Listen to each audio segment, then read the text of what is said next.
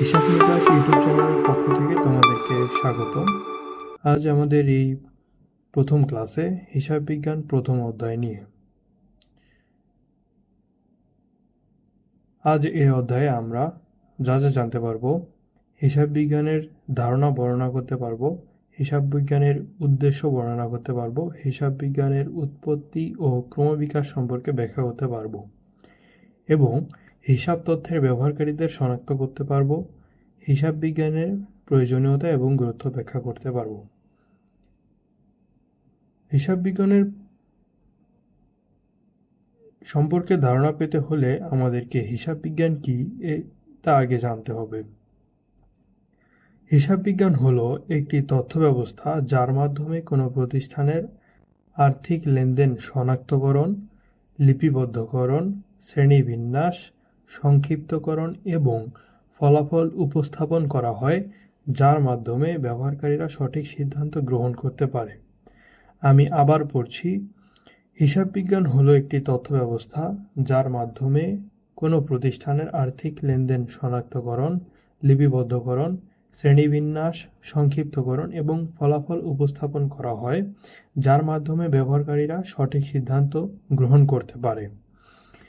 আমরা যদি একটু লক্ষ্য করি, এখানে আর্থিক লেনদেন শনাক্তকরণ করতে যা বোঝানো হয় তা হলো লেনদেন শনাক্তকরণ, অর্থাৎ ওই লেনদেন তোমার আর্থিকভাবে পরিমাপযোগ্য কিনা, অর্থের অঙ্কে পরিমাপযোগ্য কিনা, যা সম্পর্কে আমরা দ্বিতীয় অধ্যায়ে ধারণা পাবো। এখন আপাতত শিখে নাও, লেনদেন শনাক্তকরণ করতে বোঝানো হয় লেনদেন নাকি লেনদেন নয়।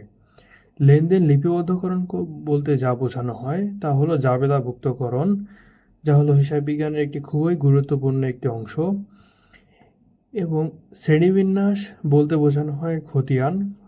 খতিয়ান অর্থাৎ এখানে তুমি হিসাব বিজ্ঞানের যে 5টি হিসাব রয়েছে, সম্পদ, ব্যয়, আয়, দায়, মালিকানা সত্ত্ব, এইগুলোকে যে ছকে অন্তর্ভুক্ত করা হয় হিসাবের মাধ্যমে, সেটা হলো খতিয়ান। এর পরবর্তীতে আমরা দেখি সংক্ষিপ্তকরণ, অর্থাৎ আর্থিক বিবরণী প্রস্তুত। সংক্ষিপ্তকরণ বলতে বোঝায় আর্থিক বিবরণী প্রস্তুত, যা সম্পর্কে আমরা এর পরবর্তী ক্লাসগুলোতে আমরা ধারণা পাবো। তাহলে আমি আবার একটু পড়ার চেষ্টা করি। হিসাব বিজ্ঞান হলো একটি তথ্য ব্যবস্থা যার মাধ্যমে কোনো প্রতিষ্ঠানের লেনদেন শনাক্তকরণ, লিপিবদ্ধকরণ, শ্রেণীবিন্যাস এবং সংক্ষিপ্তকরণ এবং ফলাফল উপস্থাপন করা হয়, যার মাধ্যমে এই শেষের লাইনটি খুবই গুরুত্বপূর্ণ তোমাদের জন্য, এমনকি হিসাব বিজ্ঞানের ব্যবহারকারীদের জন্য, যার মাধ্যমে ব্যবহারকারীরা সঠিক সিদ্ধান্ত গ্রহণ করতে পারে। হিসাব বিজ্ঞান এর এই যাবতীয় কাজ করা হয় যার মাধ্যমে হিসাব বিজ্ঞানের ব্যবহারকারীরা, অর্থাৎ একটি অর্গানাইজেশনের ম্যানেজাররা সঠিক সিদ্ধান্ত নিতে পারে। এখন আসো হিসাব বিজ্ঞানের উৎপত্তি এবং ক্রমবিকাশ। সভ্যতার শুরুতে মানুষ গাছ, গুহা ও পাথরের চিহ্ন দিয়ে হিসাব রাখত। পরে সংঘবদ্ধ সমাজবদ্ধ জীবন এবং কৃষিকাজ শুরু হলে তারা দাগ এবং গিট দিয়ে হিসাব রাখার চেষ্টা করত। পরবর্তীতে জনসংখ্যা বৃদ্ধি এবং সমাজ বিস্তারের সাথে সাথে বিনিময় প্রথা চালু হয়। বিনিময় প্রথা বলতে ধরে নাও একজন মানুষ এক্স এবং দ্বিতীয়জন হচ্ছে ওয়াই। এক্সের কাছে রয়েছে মুরগি এবং ওয়াইয়ের কাছে রয়েছে মাছ। আমি আদিম যুগের কথা বলছি। তো সে সময় যখন টাকা বা মুদ্রার প্রচলন ছিল না, সে সময় তারা বিনিময় প্রথা বা বিনিময় করত। যেমন এক্সের যদি মাছ দরকার হতো, তাহলে সে ওয়াইয়ের কাছে মুরগি দিয়ে মাছ নিত, এবং ওয়াইয়ের মুরগির দরকার হলে সে এক্সের কাছ থেকে মুরগি নিত। এভাবে বিনিময় প্রথা চালু হয়। পরবর্তীতে মুদ্রার প্রচলন এবং ব্যবসা বাণিজ্যের সূচনা হয়। একটা জিনিস বলে রাখি, মুদ্রার প্রচলনের প্রথম ধাপেই কিন্তু হিসাব করার জন্য বা মুদ্রা হিসেবে কড়ি ব্যবহার করা হতো। কড়ি হলো শামুকের ছোট ছোট যে শামুকগুলো রয়েছে, এগুলোকেই মূলত কড়ি বলা হয়। তুমি একটু গুগল করে নিও, তুমি ধারণা পাবে। ক্রয় বিক্রয় এবং জমা খরচ, দেনাপাওনা ইত্যাদি হিসাব বইতে লেখা শুরু হয়। অবশ্যই যে ব্যবসা করবে তাকে অবশ্যই তার দৈনন্দিন লেনদেনের একটি কার্য সমাপ্তি তার বইতে, হিসাব বইতে লিখে রাখবে। পরবর্তীতে 1494 সালে ইতালীয় গণিতবিদ Luca Pacioli double entry system বা দুতরফা দাখিলা পদ্ধতি ব্যাখ্যা করেন। এই লাইনটি তোমাদের জন্য খুবই গুরুত্বপূর্ণ। 1494 সালে ইতালীয় গণিতবিদ। তো এখান থেকে তোমাদের এমসিকিউ হবে, লুকা প্যাসিওলি কোন দেশের গণিতবিদ ছিলেন? ইতালীয়। এবং তার এই ডাবল এন্ট্রি সিস্টেম বা দুতরফা দাখিলা পদ্ধতি তিনি কবে ব্যাখ্যা করেন? সেটি হলো 1494 সালে। এর পরবর্তীতে গেলে আমরা ধারণা পাবো, আচ্ছা, হিসাব বিজ্ঞানের উৎপত্তি এবং ক্রমবিকাশ। আচ্ছা, আমরা একটু দেখার চেষ্টা করি। এই যে ইনি হলেন হিসাব বিজ্ঞানের জনক, যার নাম হলো লুকা প্যাসিওলি, এবং তিনি জন্মগ্রহণ করেছেন 1447 সালে এবং মৃত্যু হয় তার 19 জুন 1517 খ্রিস্টাব্দে। তো 1494 খ্রিস্টাব্দে লুকা প্যাসিওলি, তার জন্ম নাম ছিল ফ্রা লুকা বর্তলোমিও দি প্যাসিওলি নামে একজন ইতালীয় গণিতবিদ সুম্মা দি অ্যারিথমেট্রিকা জিওমেট্রিয়া প্রপোর্শনিয়েট প্রবাশনালিটা দুতরফা দাখিলা পদ্ধতি সম্পর্কে যেই বইয়ে আলোচনা করা হয়। দুতরফা দাখিলা হলো একটি অধ্যায়। আমরা যেমন হিসাব বিজ্ঞানের বিভিন্ন ধরনের অধ্যায় রয়েছে, যেমন আমরা প্রথম অধ্যায় হিসাব বিজ্ঞান পরিচিতি সম্পর্কে আলোচনা করছি, পরবর্তীতে দ্বিতীয় অধ্যায় হচ্ছে লেনদেন, তেমনভাবেই এই দুতরফা দাখিলা পদ্ধতি ছিল হিসাব বিজ্ঞানের সুম্মা দি অ্যারিথমেট্রিকা জিওমেট্রিয়া প্রপোর্শনিয়েট প্রপোর্শনালিটা গ্রন্থের অথবা বইয়ের একটি অধ্যায়ের নাম, যা হলো দুতরফা দাখিলা পদ্ধতি। এটি খুবই গুরুত্বপূর্ণ তোমাদের এমসিকিউ এর জন্য।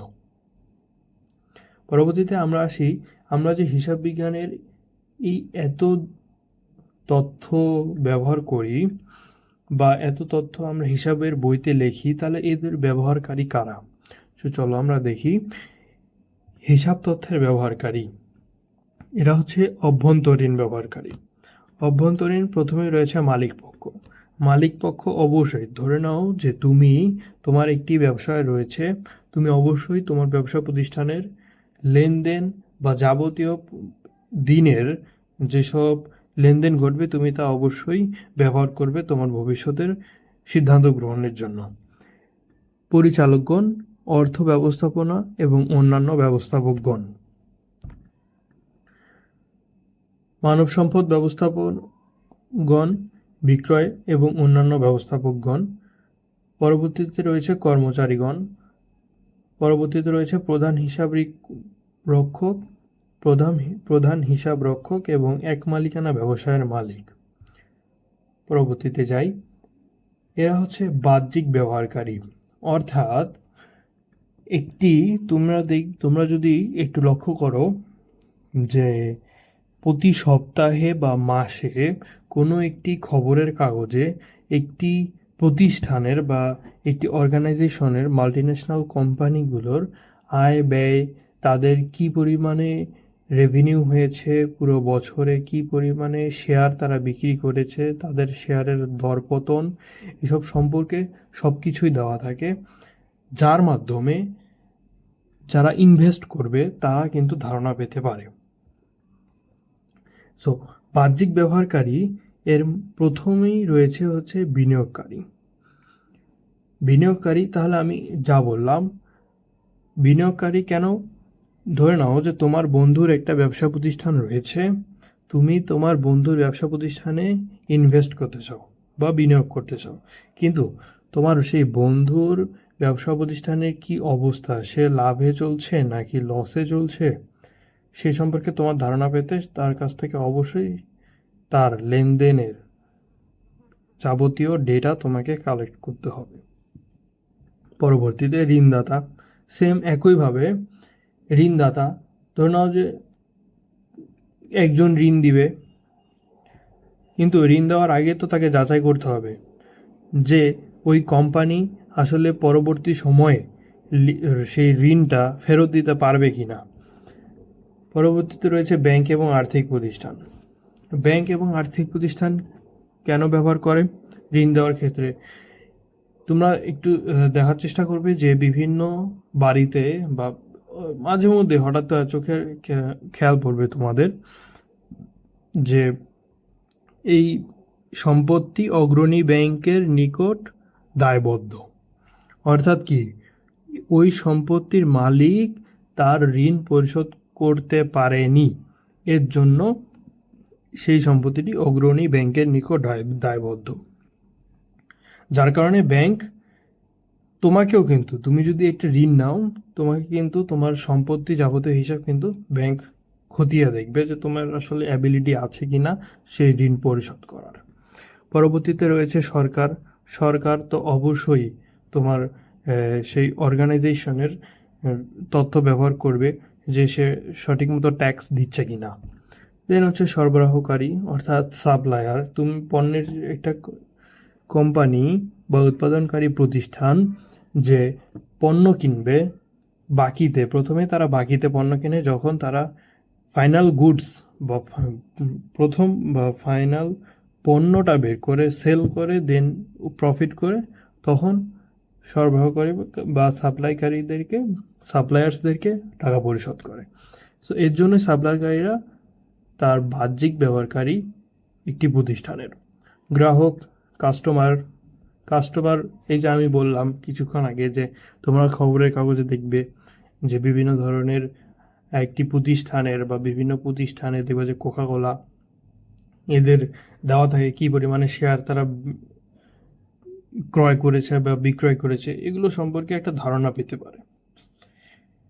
পরবর্তীতে রয়েছে সাধারণ জনগণ বা গ্রাহক বা পাবলিক, একই জিনিস। পরবর্তীতে আসি আমরা। আচ্ছা, মূল্যবোধ সৃষ্টিতে ও জবাবদিহি প্রক্রিয়ায় হিসাব বিজ্ঞানের ভূমিকা। নাম্বার 1, হিসাব বিজ্ঞান শুধুমাত্রই হিসাব রক্ষণ বা তার ব্যবহারকারীদেরকে তথ্য প্রদানের জন্য ব্যবহৃত হয় না। একই সাথে হিসাব বিজ্ঞান সততা এবং দায়বদ্ধতার বা দায়িত্ববোধের বিকাশ ঘটায়। হিসাব বিজ্ঞানের মাধ্যমে কোনো একটি প্রতিষ্ঠান সে টাকা কারচুপি করছে কিনা বা সে টাকা নিয়ে পালিয়ে যাচ্ছে কিনা সেগুলো খতিয়ে দেখা হয়, বা সেগুলো সম্পর্কে এক কথায় যারা অডিট করে তারা ধারণা পেতে পারে বা জনগণ ধারণা পেতে পারে। তুমি দেখবা যে বিভিন্ন প্রতিষ্ঠান শেখ হাসিনা সরকারের আমলে দেখবে যে টাকা নিয়ে পালিয়ে গেছে, আত্মসাৎ করেছে, এরকম অনেক ধরনের ঘটনা বাংলাদেশে হয়ে থাকে। সো এর জন্য হচ্ছে হিসাব বিজ্ঞানের এটি গুরুত্বপূর্ণ ভূমিকা পালন করে। যদিও সেটি আমাদের দেশের একটি, যাই হোক না বলি, ঋণ পরিশোধের সচেতনতা সৃষ্টি।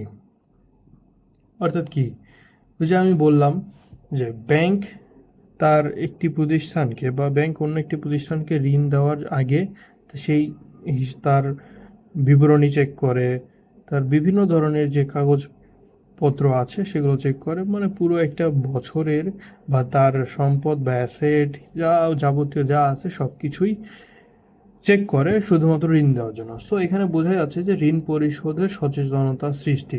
হিসাব বিজ্ঞান, যদি তুমি হিসাব বিজ্ঞানের মাধ্যমে সঠিক তোমার লেনদেন দেখাতে পারো তাহলে সচেতনতা বাড়বে। তারপর কি, হিসাব বিজ্ঞান ধর্মীয় মূল্যবোধ সৃষ্টি করে, সমাজ এবং রাষ্ট্রের প্রতি একটি দায়িত্ববোধ সৃষ্টি করে, জালিয়াতি এবং প্রতারণা প্রতিরোধ করে, যার মাধ্যমে কি কোনো ধরনের অনৈতিক কর্মকাণ্ড হয় না। পরবর্তীতে জবাবদিহিতা হিসাব বিজ্ঞান। হিসাব বিজ্ঞানের মাধ্যমে জবাবদিহিতা হয়, আমরা একটু দেখার চেষ্টা করি। মালিক, ঋণগ্রহীতা এবং বিনিয়োগকারীদের নিকট জবাবদিহিতা হিসাব বিজ্ঞানের মাধ্যমে।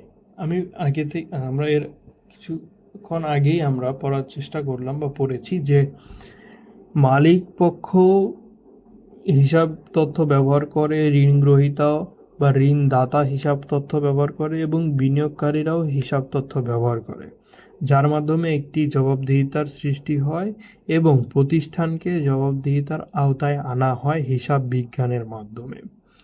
পরবর্তীতে ব্যবসায় প্রতিষ্ঠানের অভ্যন্তরীণ জবাবদিহিতা।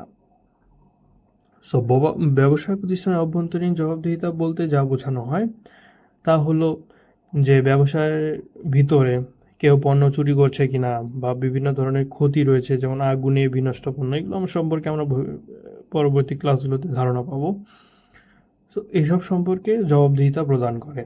দেন হচ্ছে সরকারের নিকট জবাবদিহিতা। সরকারের নিকট জবাবদিহিতা কিভাবে? কোনো প্রতিষ্ঠান টাকা আত্মসাৎ করলো কিনা, এগুলো কিন্তু জনগণেরই টাকা। কোনো প্রতিষ্ঠান ট্যাক্স দিল কিনা ঠিক মতো, এসব সম্পর্কে হিসাব বিজ্ঞান জবাবদিহিতা করে থাকে। সো হিসাব বিজ্ঞানের সাথে পরিবেশের একটি খুবই গুরুত্বপূর্ণ সম্পর্ক রয়েছে, যেমন অবৈধ কার্যক্রম প্রতিরোধ, সঠিক হিসাব দুর্নীতি, অনৈতিক কাজ কমাতে সাহায্য করে। অর্থাৎ কি, আমরা এর আগে পড়লাম যে হিসাব বিজ্ঞান কি করে? জালিয়াতি রোধ করে। যে জালিয়াতি রোধের মাধ্যমে কোনো অবৈধ কার্যক্রম ঘটবে না, কোনো দুর্নীতি হবে না, অনৈতিক কাজ কমবে। তারপর হচ্ছে পরিবেশ রক্ষা করতে সাহায্য করে। শিল্প কারখানার ক্ষতিকর কার্যক্রম নিয়ন্ত্রণে হিসাব তথ্যে সহায়তা করে। অর্থাৎ কোনো প্রতিষ্ঠান কোনো খারাপ ধরনের কোনো জিনিস ব্যবহার করছে কি না, যেহেতু হিসাব বিজ্ঞানের মাধ্যমে জবাবদিহিতা আনা হয় একটি প্রতিষ্ঠানের, সো একটি প্রতিষ্ঠান কোনো অনৈতিক কোনো কার্যক্রম করছে কি না, এমন কোনো কার্যক্রম করছে কি না যা পরিবেশের জন্য খুবই ক্ষতিকর, এসব সম্পর্কে হিসাব বিজ্ঞান একটি খুবই গুরুত্বপূর্ণ দায়িত্ব পালন করে থাকে। পরবর্তীতে রয়েছে সম্পদের সঠিক ব্যবহার। একটি প্রতিষ্ঠান তার সম্পদের সুষ্ঠু ব্যবহার করছে কি না সে সম্পর্কে হিসাব বিজ্ঞান তদারকি করে থাকে। কম অপচয় এবং দক্ষ ব্যবস্থাপনা নিশ্চিত করা যায়। সামাজিক দায়বদ্ধতা।